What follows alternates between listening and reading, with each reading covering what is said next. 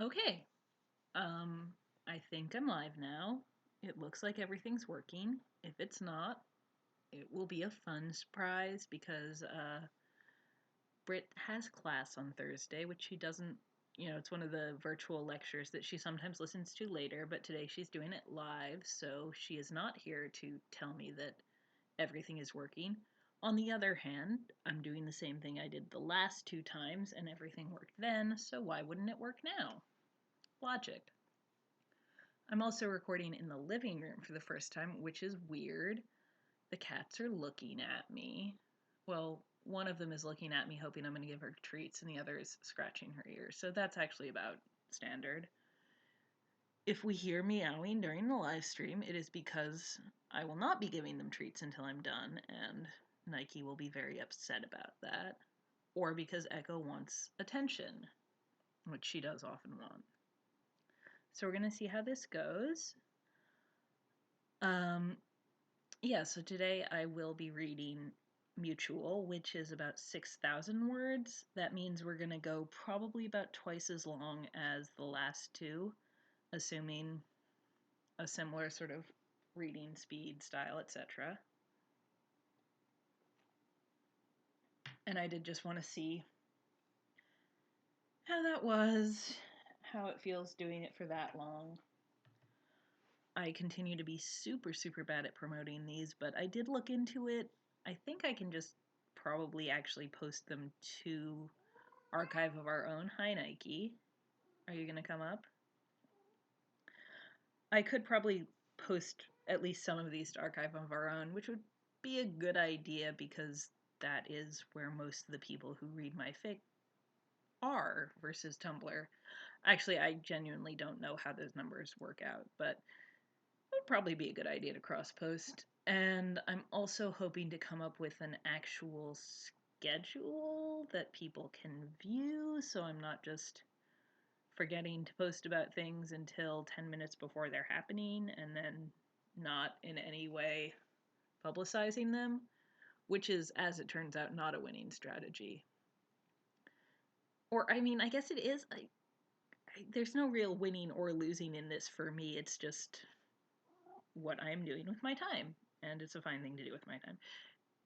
It's not like I'm going to tell y'all to smash that like and subscribe button because I don't necessarily care. Like, I hope you enjoy it if you're listening, but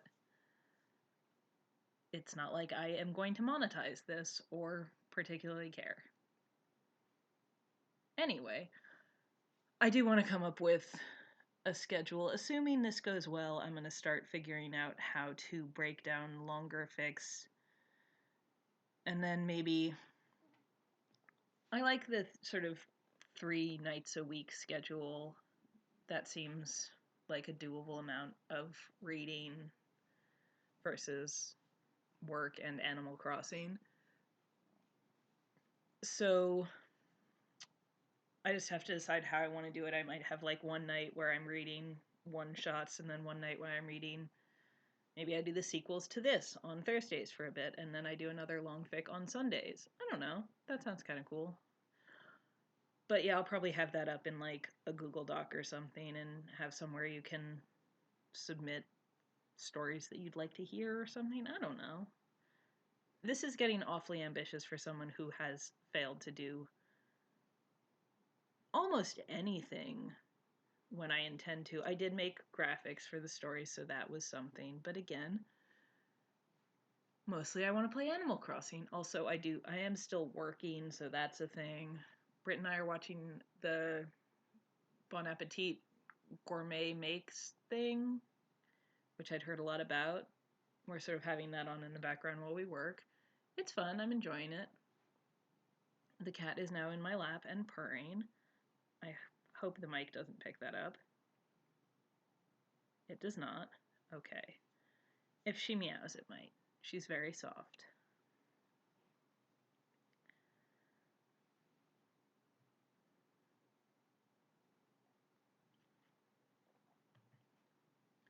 As always, I'm giving it a couple minutes. You know, the usual. Winging it, I guess, is how we describe my entire process.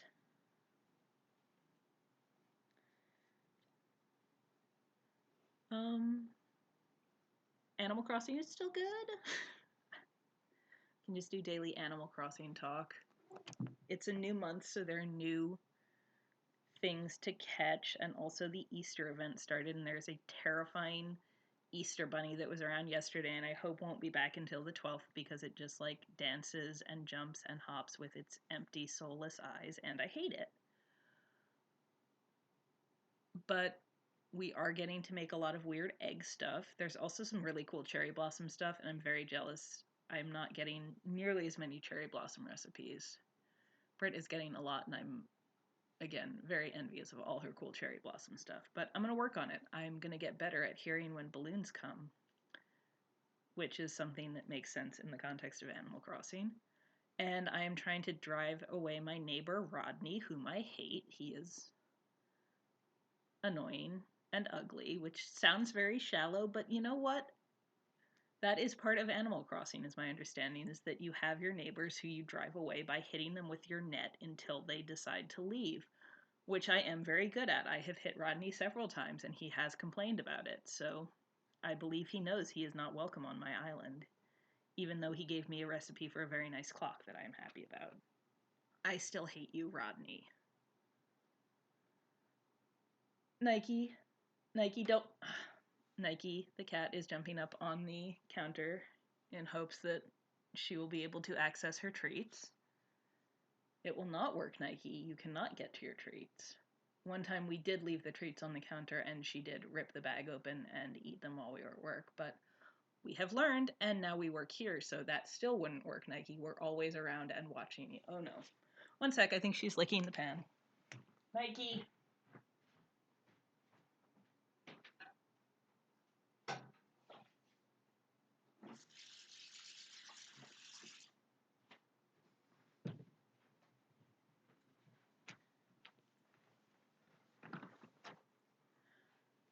Okay, Nike was licking the pan that we had dinner in, so I had to deal with that. But on that note, we can get started.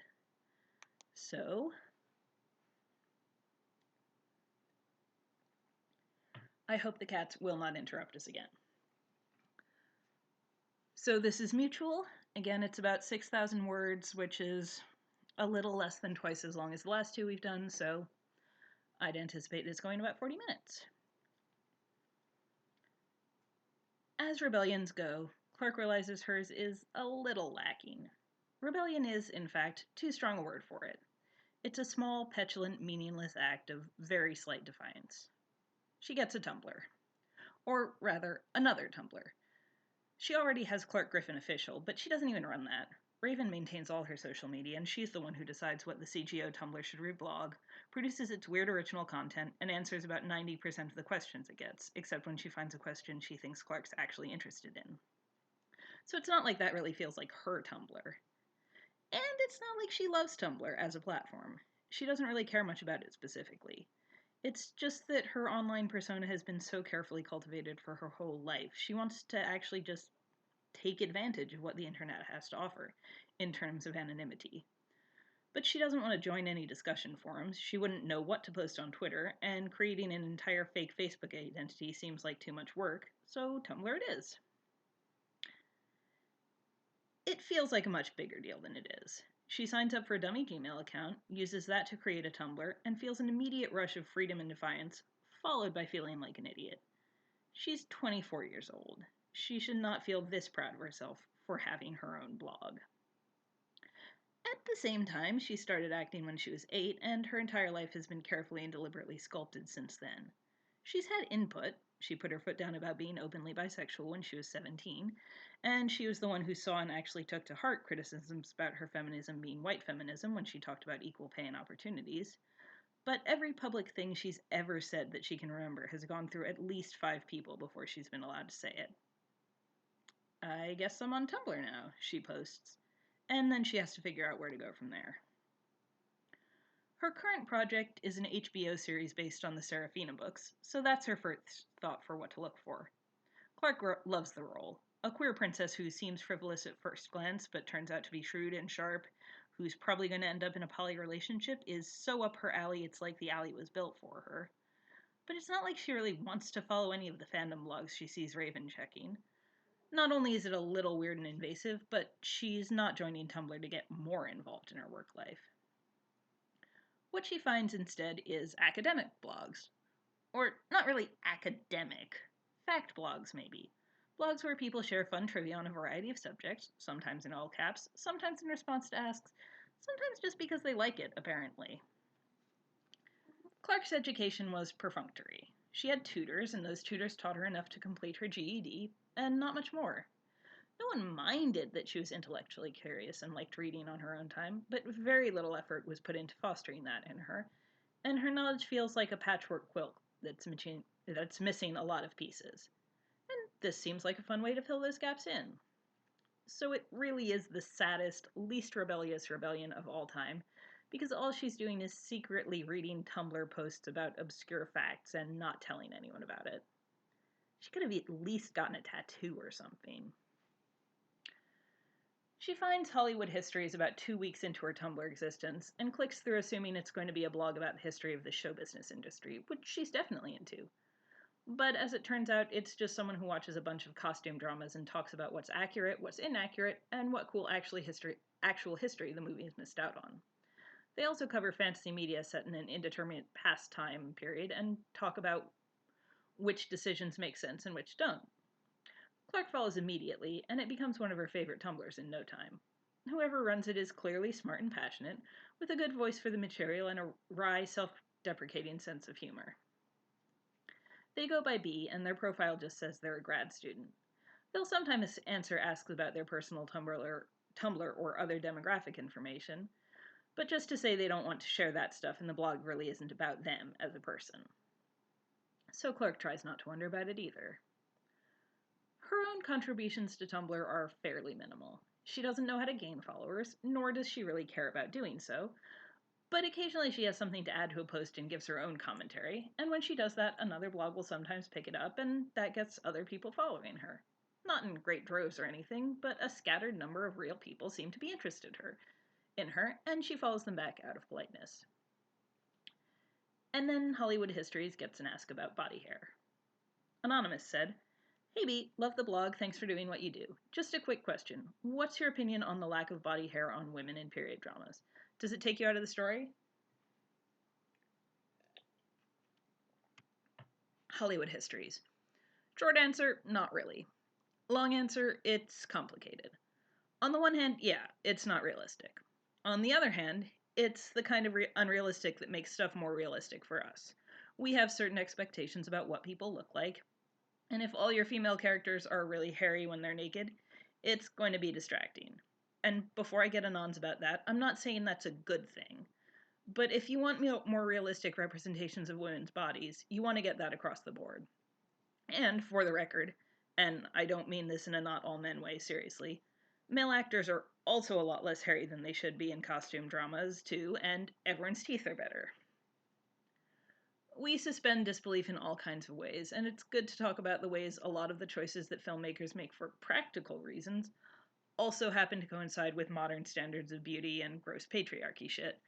But that doesn't mean some of those choices don't also make sense. I wouldn't be mad if we saw more body hair on women in period works, but that's not the real issue.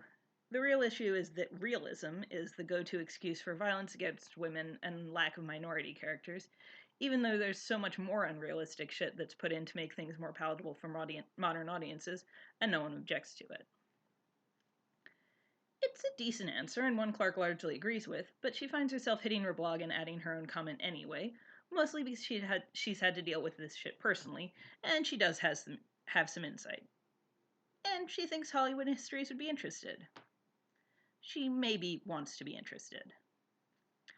Touch the Sky reblogged and added, "In terms of practicality, remember that female actresses have to deal with beauty standards all the time, and depending on what they're doing aside from their current project, they might not want to maintain visible body hair. On a movie shoot, it's probably easier, but if you're a woman on Game of Thrones, etc., you're probably doing other things while you film, including photo shoots and red carpet events, And for all of those, you don't want to be worried about keeping natural hair on your body, which, like you said, is about our current beauty standards.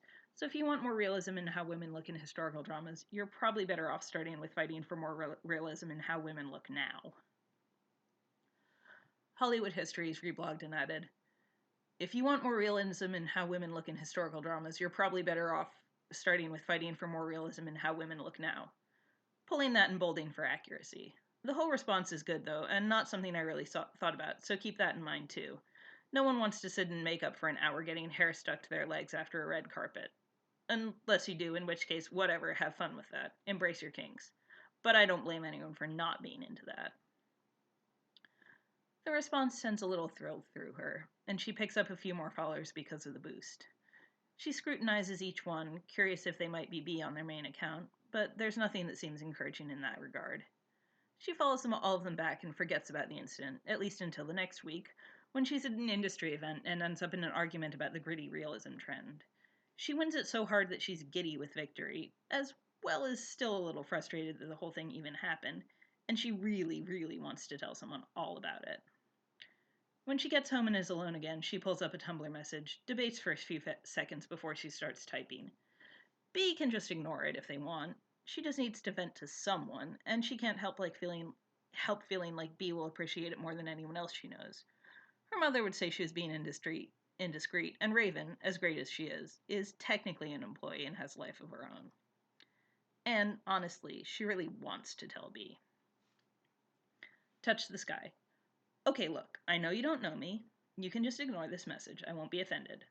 But I was at a party tonight and ended up getting in a fight about sexual assault and prestige TV. And don't get me wrong, I wanted to strangle the guy. But we got to a point in the conversation where I just started listing off other realistic things that aren't in those shows, and he was finally like, well, no one wants to see that. And I just looked at him until he realized what he said, and he pretended he got a text and had to leave. It was awesome, and I thought you'd appreciate it. Sorry if that's weird.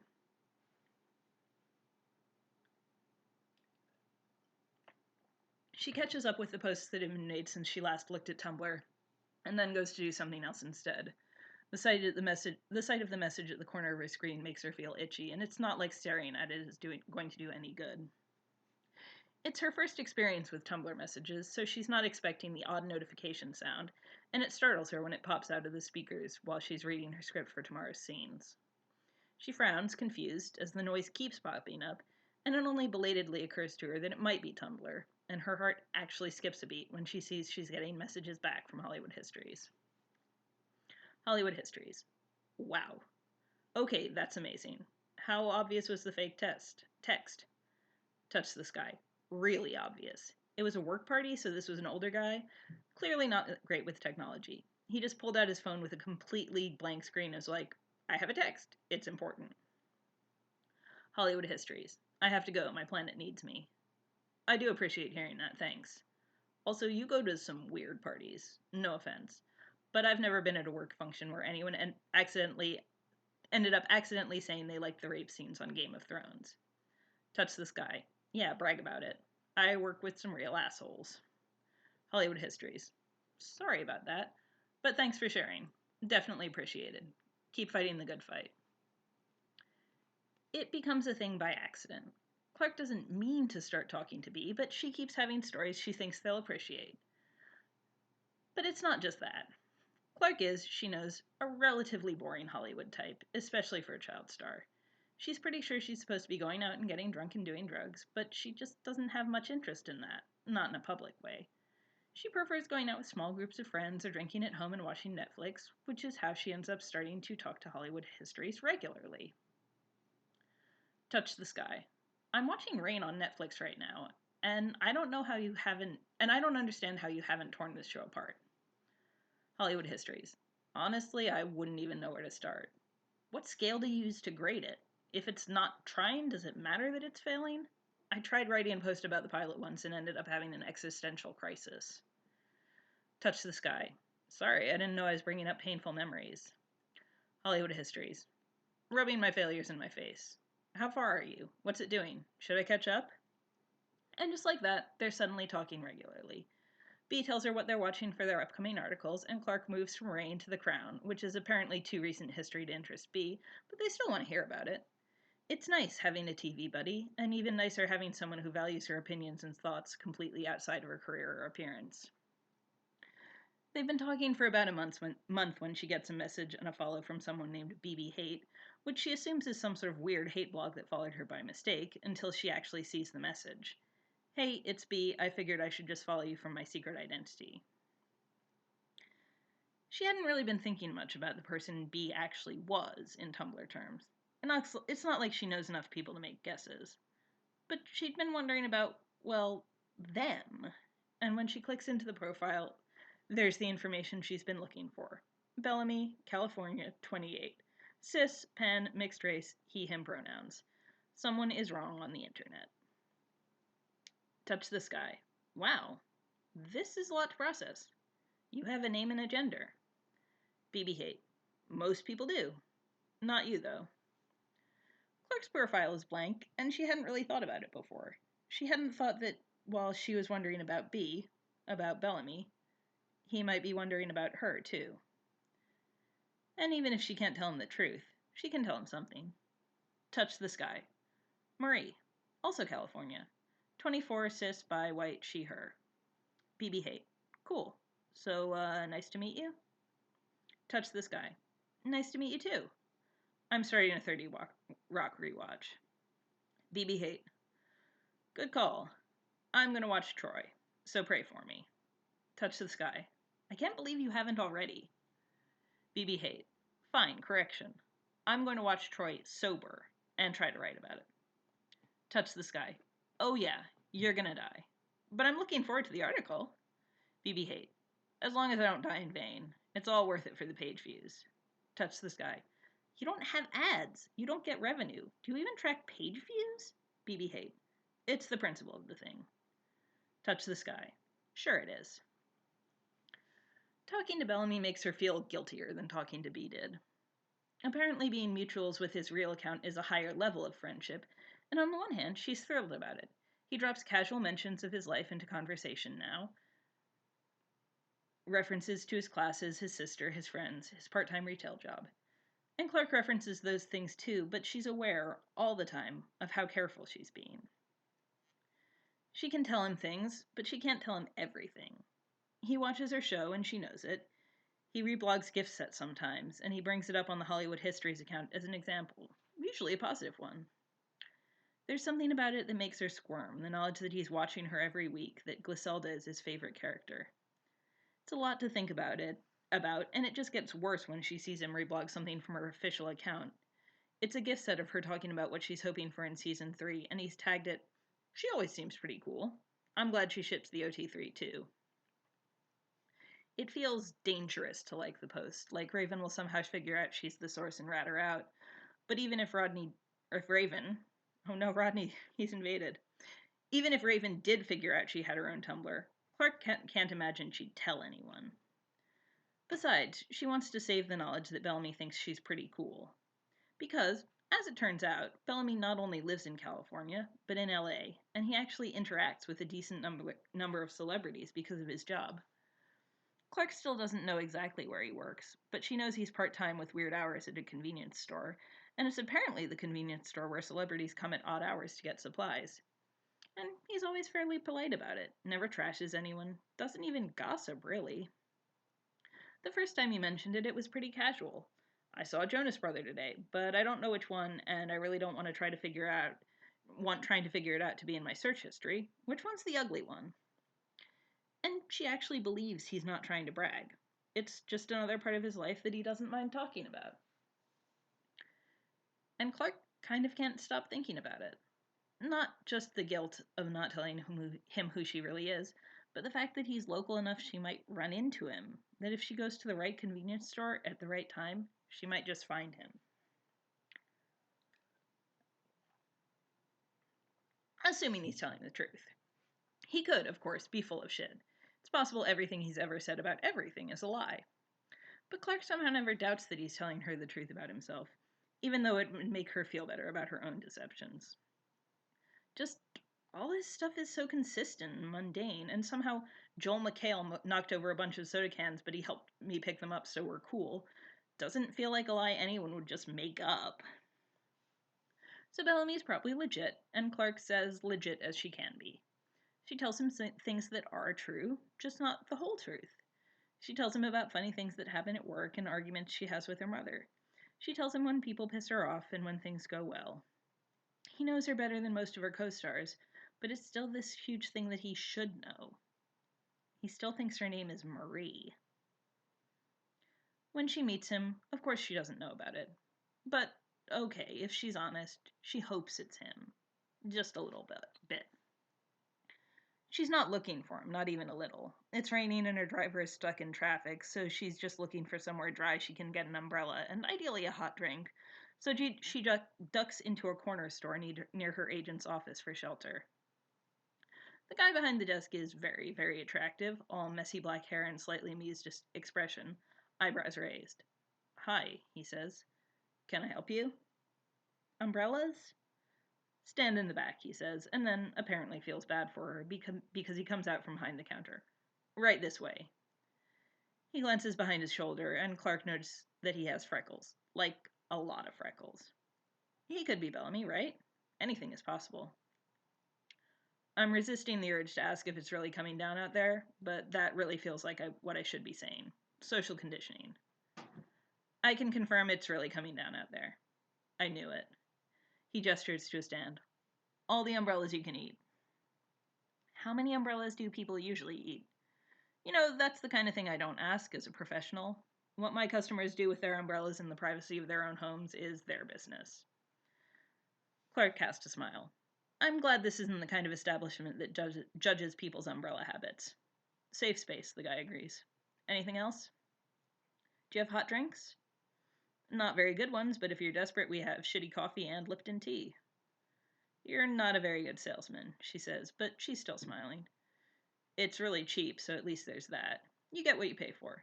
You can also take your new umbrella to the coffee shop down the street. Which do you recommend? He makes a show of thinking it over. How hard is it raining? Her laugh surprises her. He's really cute. I'll risk it. It's a stupid thing to do, but she drinks the coffee there, watching the cute employee fooling around on his phone and waiting for a ride to show up. And when she gets home, she can't help asking the question. Touch the sky. Any celebrities today? BB Haight. Clark Griffin. Clark's heart lodges in her throat, and her hands are actually shaking a little. Touched the sky. From the Dragon Show, right? BB Haight. Yeah. She got caught in the rain and needed an umbrella. I was incredibly cool about it. I'm pretty sure she has no idea I've got a huge thing for her. Touched the sky. Definitely not. I'm sure you were very subtle. BB Haight. Your sarcasm is not appreciated. I'm great with celebrities.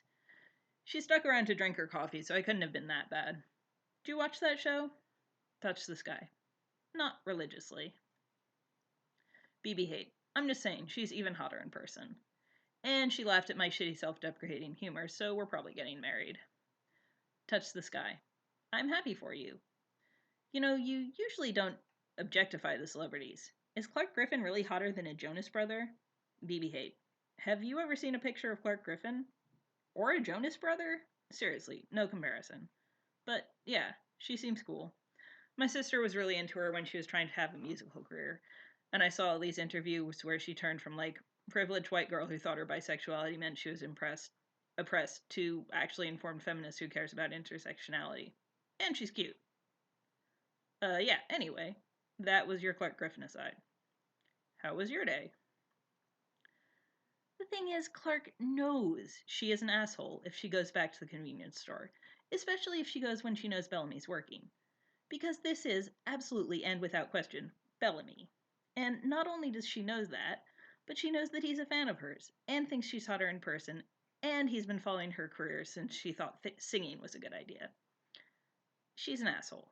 Seriously, the biggest asshole. It's not like she talks to him that much or anything. She just stops by the store when she's in the area, and she'll talk to him. A little. Nothing big, barely more than greetings, and, if she's feeling particularly daring, a question about where to find something. but it's enough to make her both even more guilty about not telling him the truth about herself, and, well, fuck, she's into him. She's so stupidly into him. She was already a little bit in a tentative internet way, but it wasn't like she really knew him. She couldn't imagine interacting with him in the real world, and now she is, and aside from the one thing, it feels so doable. But she's still Clark Griffin, and he's still a grad student who works at a convenience store and runs a dorky Tumblr. And there's nothing wrong with that, but the last time Clark was in his store, 2 people asked for autographs. And it's just, there's no good way to tell someone you're secretly a famous actress. So, in desperation, she goes to Raven. I have a problem. Are you pregnant? Because you don't pay me enough to deal with that. She pauses. But if you just need someone to talk about your pregnancy, yeah, I'm here for you. Free of charge. Thanks, she says, smiling. I'm not pregnant. I'm having internet problems. Reset your router. Not that kind of internet problem. Fuck, did you go on Twitter? I told you not to go on Twitter. Tumblr, but it's not what you think. Yeah, Tumblr's not that bad. Raven considers her. What did you do on Tumblr? I made an account and made friends with this guy, and then I accidentally met him, and now I think I'm really into him. But he doesn't know I'm me. There's a long pause. He doesn't know you're you. How? She finally asks. Like, in what context? He knows who Clark Griffin is, she says. He just doesn't know that the girl he's been talking to on Tumblr is Clark Griffin. I said my name was Marie. But you want to tell him. I'm an asshole for not telling him, right? I wouldn't go that far. Look, you're a big deal, okay? I know your mom thinks prestige HBO series is a downgrade from trying to make it as a pop star, but you're huge, and you're going to keep being huge, and if he's a good guy, he's going to get why you didn't tell him who you were. But I want to hear about how you accidentally met him. He works at a convenience store near Marcus's office. I went in to get out of the rain. I didn't know it was him, but then we were talking that night, and he tells me about his celebrity encounters. That's getting a little dicier, she says. Like, I get why you didn't tell me at first, but how many times have you talked to him? Just a handful, Clark says. Maybe 5? And we don't, talk. It's nice to see him. And is he telling you how weird it is that Clark Griffin is a regular at his convenience store? He's mentioned it, yeah. She rubs her face. Seriously, is that something you can just tell someone? Surprise, I'm that actress you like? Raven's lip twitches. He likes you, huh? He said I was even hotter in person. Have you told him anything that he could sell to the tabloids if he turns out to be an asshole? Clark thinks it over. I don't think so. We don't really talk about the show. I've told him nothing I'd be embarrassed about. Friend stuff. So tell him. That's it? No offense, but you're clearly dying to. And I don't remember the last time you got laid, but I know it's been a while. So yeah, I'm rooting for you. What's the guy's Tumblr? You're gonna stalk him? Are you kidding? Of course I'm gonna stalk him. It's BB Hate. You have to spell that, she says, and there's a pause after she does. Clark assumes so that Raven can review Bellamy's Tumblr. She goes on there too, just to see if he's got anything incriminating on there, but it's all pretty standard Bellamy stuff. She's about to mention the Hollywood blog when Raven asks, You know he follows your official Tumblr, right? Yeah, he reblogs stuff from there. And your Instagram. I didn't know that. She goes to lean over Raven's shoulder. It hadn't occurred to her to check Instagram, but there he is, Bellamy, with the same username, scowling at the camera. Usually alone, but sometimes with a surly guy or pretty girl. Yeah, that's him. No wonder you're into him. Neither of those is his significant other. He says he's single. Raven clicks a picture with all 3, frowning. Octavia and Miller?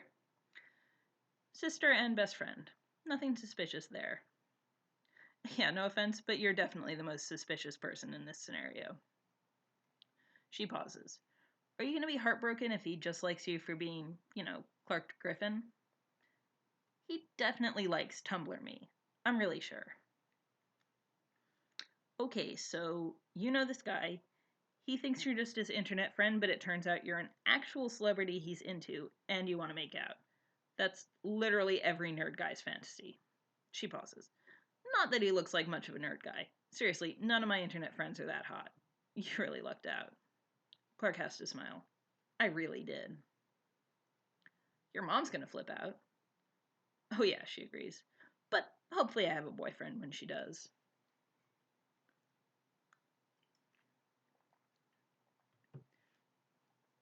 Her first instinct is to tell him that night, when they're chatting on Tumblr, but it feels like the kind of thing she should do in person. Both because it feels like he's never going to believe her on Tumblr, and because she's hoping after she tells him they're going to hook up, and it's going to be easier to do that if they're in the same place. Touch the sky. Hey, are you working tomorrow? BB hate. Yeah, 4 to 11. Why? Touch the sky. I want to watch a shitty movie, and it's not the same if I can't live blog it at you. BB hate. Always happy to contribute. Yeah, I'm closing up the store, so should be home by midnight. If that's not too late for you. Touch the sky. Yeah, that's fine. I can wait. It's the latest Clark's ever visited the convenience store, and Bellamy's looking bored behind the counter when she arrives, but he straightens at the sound of the door and gives her a professional smile. He's definitely aware she's been coming more often, but he hasn't asked about it or anything. Presumably because it would be weird to ask a customer why she was a regular, especially a celebrity. He's pretty good at acting normal around her. If not for the Tumblr messages, she wouldn't even know he was a fan. But he is, and he's her friend, so yeah, definitely time to come clean. Hi, need help finding anything? Clark lets out a breath. No, I don't really like watching movies alone. As she expected, his expression clouds. Okay. Sorry about that? He tries. And it's not really the same doing it online. Like, I like talking to you on Tumblr, but I think it would be a lot more fun in person, you know? I bet you get really annoyed and yell at the TV and everything. She can see his throat move as he swallows, and she tries a smile. I don't really know what the protocol is for revealing your secret internet identity, but hi? I'm Touch the Sky on Tumblr. I'm a big fan of yours. Marie? He finally asks. My middle name? Clark Marie Griffin. It was easy to remember. How? Luck? She asks. I don't know. I liked your blog. I wanted to talk to you. Real life, I found you totally by accident. She worries her lip. I was kind of looking, though. Just, paying a lot of attention to guys who worked at convenience stores. He still mostly looks like he got hit in the face, but after a second he manages to shake his head and sort of recover. Okay, so what are you doing here?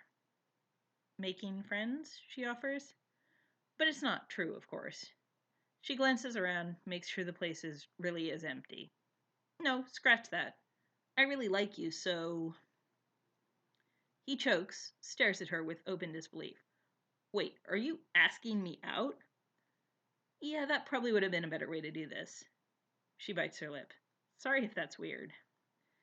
His laugh is bright and sudden and shocked. Yeah, it's incredibly weird. This is the weirdest thing that's ever happened to me. But he's grinning, delighted, and Clark finds herself grinning back. I didn't want to be an asshole asking you where in California you lived or anything, but I really wanted to know. He ducks his head. Fuck, I wasn't expecting this. Sorry I didn't tell you earlier. It wasn't supposed to be a thing. I just wanted something for myself, I guess. Somewhere no one knew who I was and I could just have fun. When I think about Hollywood stars trying to live normal lives, Tumblr's never been involved, he teases. Don't blame me for your lack of imagination. He stares at her for a second, eyes full of wonder, and then he shakes his head. Jesus, it really is you. That's why I came down. I was pretty sure you weren't going to believe me if I just told you online that I was Clark Griffin. I barely believe you now. He glances at his phone, then back up at her. I'm pretty sure no one's going to know if I close up 4 minutes early, so... She watches as he slides out from behind the counter, switches off the open sign on the door, and then she sees him take a breath before he turns back to her, crosses the store, and then there he is, right in her personal space, looking down at her. Clark's been single for over a year now, since she and Lexa broke up, and her heart speeds up at the way he's looking at her, warm and intense and close, and she finds herself leaning up before she's quite realized it. Clark, he says, soft, and then the moment breaks when he laughs. Shit, you're Clark Griffin. Yeah, and we could be making out if you just got over it. She tugs on the front of his shirt. I'm Clark Griffin. You're Bellamy, whatever your last name is. Nice to meet you in person. Blake, he says. Bellamy Blake. And then he leans down and kisses her, his mouth firm but soft, his stubble scraping against her cheeks, one big hand coming up to threaten her hair. Clark finds her hands relaxing on his chest, sliding up his shirt to wrap around his neck, pressing closer, a soft noise escaping from her mouth at how perfect it feels. You should clean up, she murmurs, and he lets out a soft laugh and gives her another, quicker kiss. Wow, smooth. You should clean up because I want to get out of here and make out with you on your couch. Or my couch.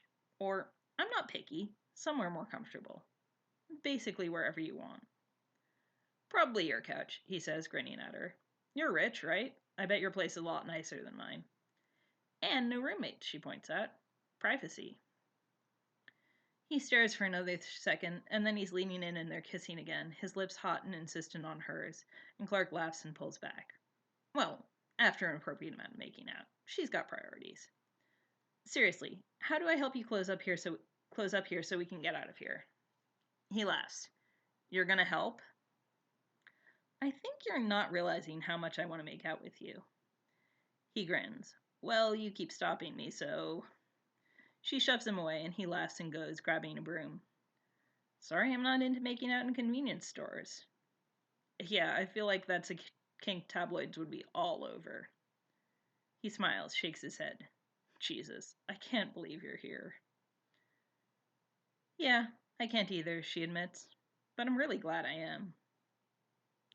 Anonymous asks, will you go on a date with me? I love you. Clark Griffin official replied, look, I really want to say Clark would never go on a date with a random person from Tumblr, but she's currently dating a random person from Tumblr, so I guess the real moral of this story is that you should try again if she breaks up with her boyfriend Anon. But I wouldn't get your hopes up about that one. They're pretty serious. R. Okay, that was not quite 40 minutes, so we did well with that. The cat is licking herself very loudly next to me, so I'm gonna go so I can shove her off the couch.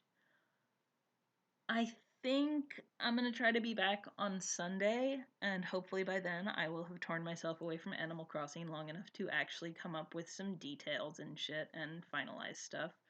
This is my plan and my goal, but as we've seen, I'm not necessarily the best at planning with this because of who I am as a person, let's be real.